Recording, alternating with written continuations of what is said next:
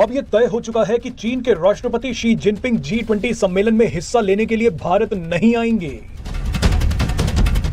उनकी जगह चीन के प्रधानमंत्री ली कियांग G20 बैठक में हिस्सा लेंगे। आपको याद होगा कि कुछ दिन पहले शी जिनपिंग जोहान्सबर्ग में ब्रिक्स सम्मेलन में हिस्सा लेने के लिए पहुंचे थे, लेकिन शी जिनपिंग भारत आने से घबरा गए हैं।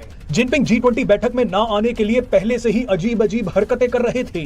पहले तो चीन ने बोला कि G20 डॉक्यूमेंट में संस्कृत शब्द वसुधैव कुटुंबकम का इस्तेमाल नहीं होना चाहिए। उसके बाद चीन ने एक विवादित नक्शा जारी कर दिया और अब आखिरकार जिनपिंग ने भारत आने से मना भी कर दिया। अब जिस भारत ने कूटनीतिक, आर्थिक और सैन्य मोर्चे पर चीन को जबरदस्त चोट पहुंचाई है, भला उस देश में शी जिनपिंग क्या मुंह लेकर आते। लेकिन असली खेल अब हुआ है। एक तरफ शी जिनपिंग ने भारत आने से मना कर दिया, तो दूसरी तरफ प्रधानमंत्री नरेंद्र मोदी ने G20 बैठक से ठीक पहले एक बड़ा धमाका कर दिया है। पीएम मोदी ने नई वैश्विक व्यवस्था बनाने की दिशा में एक बहुत ही बड़ा कदम उठाया है। पीएम मोदी ने G20 में अफ्रीकन यूनियन के 54 देशों को भी शामिल करने का प्रस्ताव रख दिया है। मजे की बात देखिए कि भारत ने G20 शिखर सम्मेलन के लिए अफ्रीकन यूनियन को अतिथि के रूप में आमंत्रित भी कर लिया है। यूके, फ्रांस और जर्मनी जैसे देशों ने भारत के इस प्रस्ताव का दिल खोलकर समर्थन किया है। लेकिन आप ये सोच रहे होंगे कि भारत को इस कदम से क्या फायदा मिलेगा, तो चलिए अब आपको भारत की रणनीति समझाते हैं।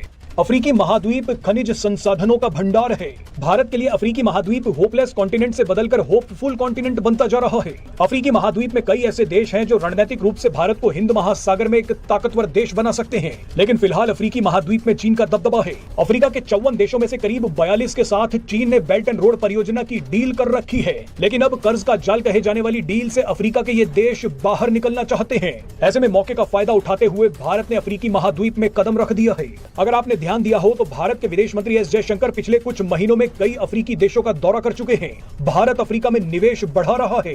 अब इसी कड़ी में प्रधानमंत्री नरेंद्र मोदी अफ्रीकन यूनियन को एक बड़ा सम्मान दिलवाने के लिए G20 में शामिल करवाना चाहते हैं।